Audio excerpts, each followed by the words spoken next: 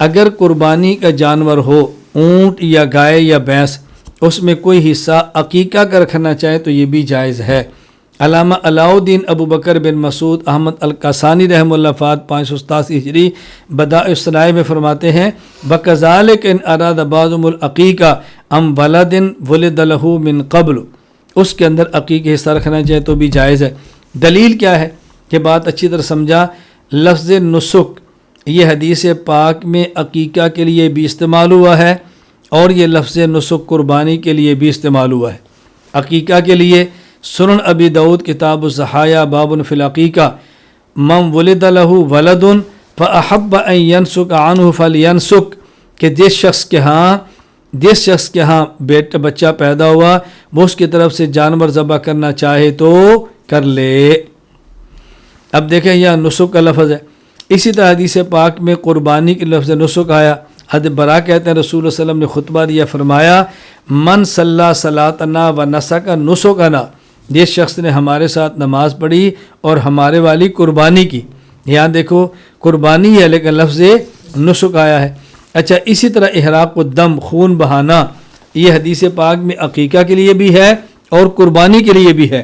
عقیقہ کے لیے صحیح بخاری حدیث نمبر 5471 سلمان بن عامر الضبی رضی اللہ عنہ فرماتے ہیں میں نے سنا رسول اللہ صلی اللہ علیہ وسلم کو فرماتے ہوئے مال غلام عقیقۃ فاحریقوا عنہ دما وامیتوا عنہ الاذى، یہاں دیکھو اللہ کے نبی نے احریقوا فرمایا خون بہاؤ، اسی طرح آپ نے قربانی کے لیے فرمایا۔ عائشہ فرماتی ہیں رسول اللہ صلی اللہ علیہ وسلم نے فرمایا ما عمل آدمی من عمل یوم النحر احب الی اللہ من احراق الدم، یہ حدیث سنن ترمذی باب ما جاء فی فضل الاضحیہ کے اندر موجود ہے۔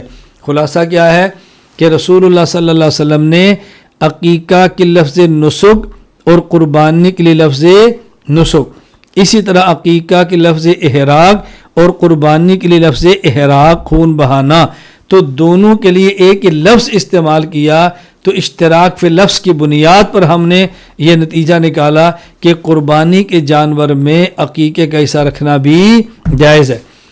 شیخ ابو محمد عبداللہ بن احمد بن محمد ابن قدامہ حنبلی وفات 620 ہجری المغنی شرح الکبیر میں لکھتے ہیں، ابن قدامہ رحمہ اللہ بہت بڑے فقیہ ہیں فقہ حنبلی کے، وہ فرماتے ہیں بل اشبہ قیاس علی الاضحیہ، زیادہ بہتر ہے اس کو قربانی پر قیاس کر لیا جائے۔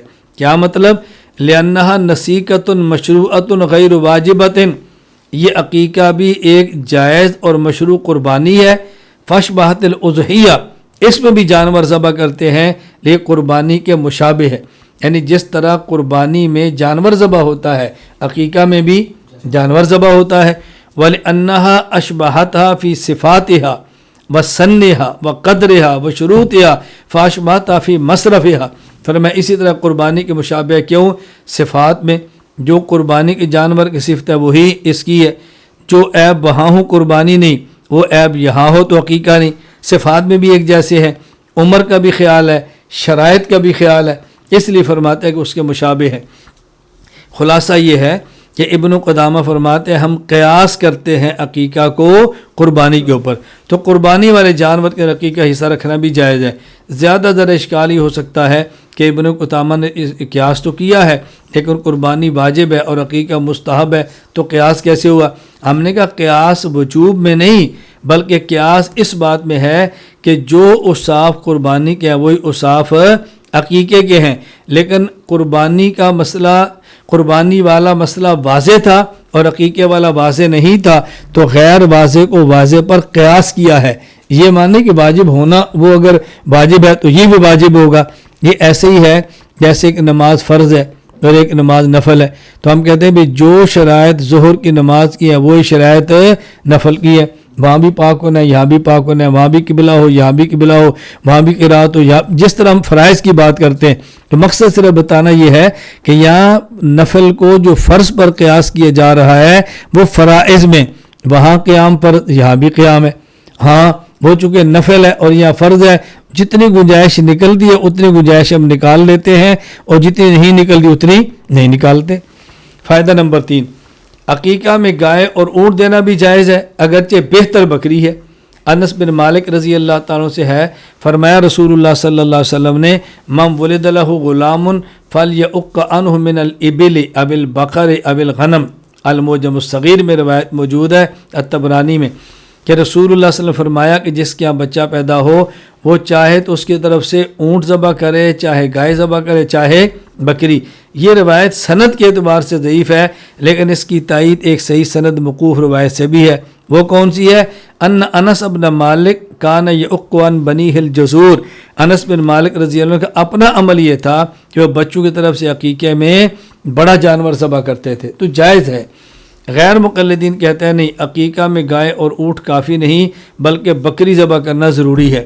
قربانی اور عقیقہ کے مسائل از مولانا محمد فاروق غیر مقلد، دلیل ان کی کہتے ہیں عبد الرحمن بن ابی بکر رضی اللہ تعالیٰ کا بیٹا پیدا ہوا، حضرت عائشہ سے کہا گیا عقی علیہ او قال عقی عنہ الجسور، کیا آپ ان کے بڑا جانور جو ہے نا عقیقے میں دے دو؟ آپ نے فرمایا معاذ اللہ، اللہ کی پناہ، وہی کرو جو رسول اللہ صلی اللہ علیہ وسلم فرمایا۔ وہ کیا تھا؟ شاتان مکافیاتان، یعنی آپ 2 بکریاں اس بچے کی طرف سے کرو۔ یہ روایت سنن کبریٰ للبیہقی کے اندر موجود ہے۔ ہم کہتے ہیں معاذ اللہ کہنے کا مطلب یہ نہیں تھا کہ بڑا جانور ذبح کرنا گناہ ہے، بلکہ فرماتی ہے سنت پر عمل کرنا افضل ہے، بہتر یہ ہے کہ یہ کرو۔ خود حضرت عائشہ کے اپنے لفظ یہ ہے، دیکھیں نظرت امرات من آل عبد الرحمن بن ابی بکر ام ولدت امرات عبد الرحمن نحرنا جسورا، عبد الرحمن بن ابی بکر کے گھر میں نظر مانی اگر بچہ پیدا ہوا تو عقیقہ کے لیے بڑا جانور ذبح کریں گے۔ حضرت عائشہ نے کہا اللہ بڑا نہ کرو، بل سنت افضل، سنت افضل ہے۔ وہ کیا؟ ان الغلام شاتان مکافیاتان مان الجاریت شاتن، اگر بچہ ہو تو 2 بکریاں، اگر بچی ہو تو 1 بکری، تو صاف معلوم ہوتا ہے وہ فرمانی سنت یہ ہے بہتر۔ ہذا صحیح حدیث صحیح الاسناد، یہ حدیث سند کے اعتبار سے بالکل درست